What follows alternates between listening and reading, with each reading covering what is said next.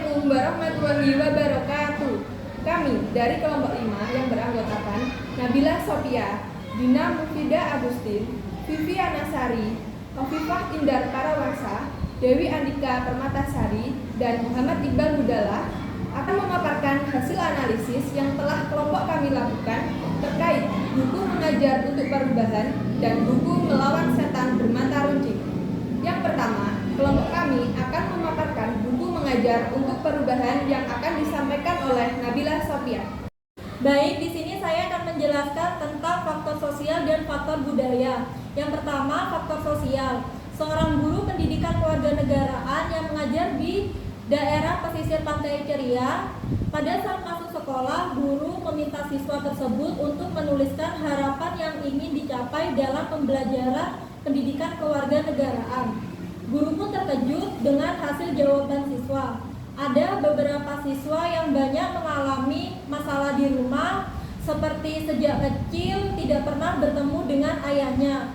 Selanjutnya, faktor budaya. Kepala sekolah dan guru masih beranggapan jika ada siswa yang melakukan aksi demokrasi, maka ada guru atau kepala sekolah akan dipecat atau mengundurkan diri. Baik, selanjutnya akan dijelaskan oleh rekan saya, yaitu Dewi Andika.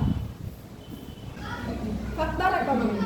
Ada salah satu siswa yang sepulang sekolah berjualan pakan luncur dan juga menawarkan jasa tato temporer yang bisa dihapus dalam waktu 2 minggu di pinggir pantai.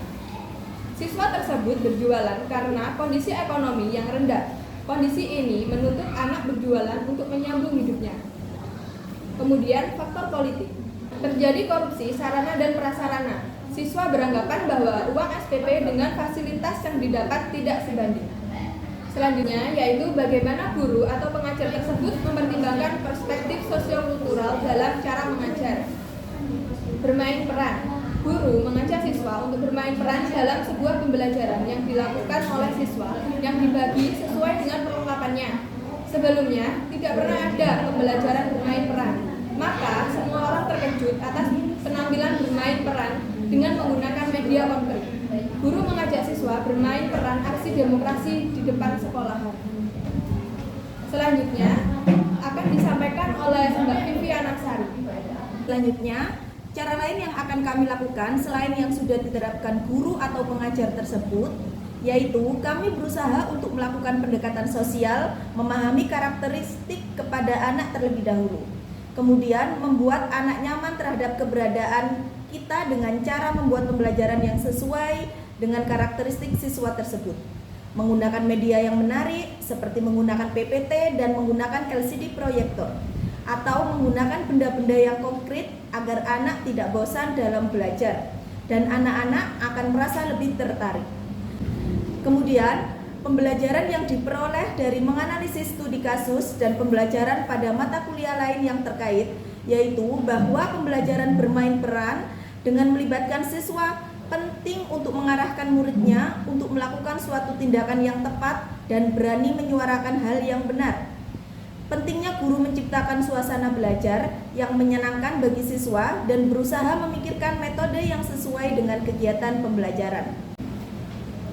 Hasil analisis yang kedua yaitu berasal dari buku yang berjudul Melawan Setan Bermata Runcing yang akan disampaikan oleh Dina Mufida Agustin.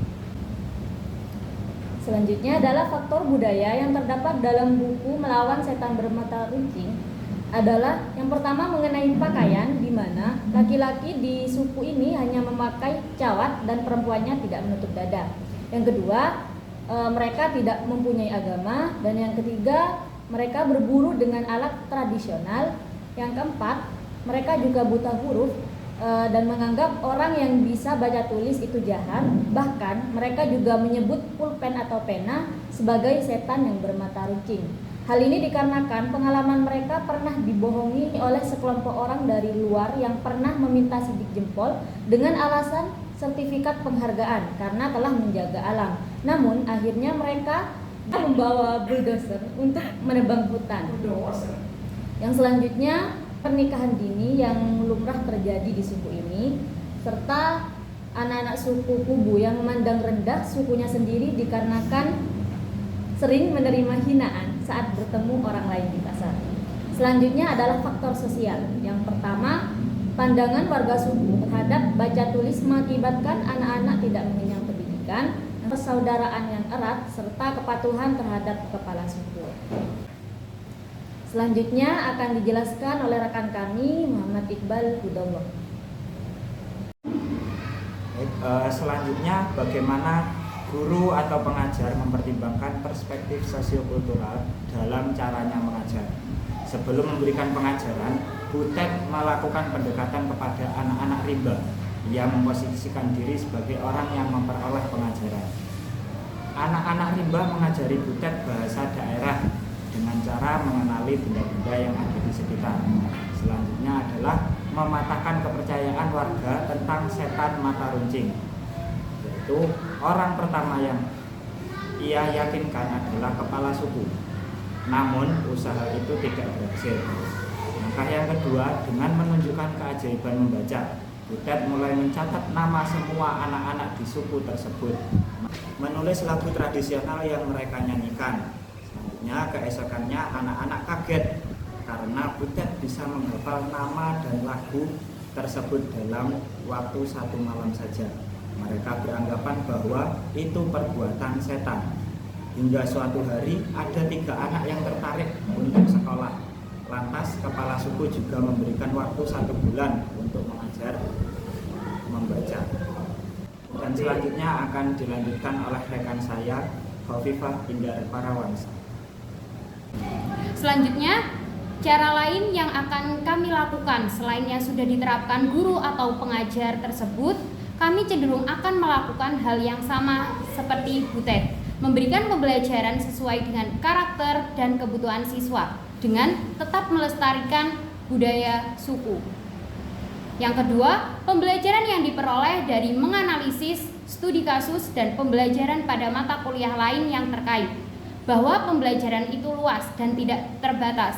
Dimanapun kita bisa belajar, seseorang pendidik hendaknya siap bersedia bila dihadapkan oleh karakter peserta didik dan budaya yang berbeda, senantiasa menemukan cara yang paling sesuai dengan kebutuhan siswa.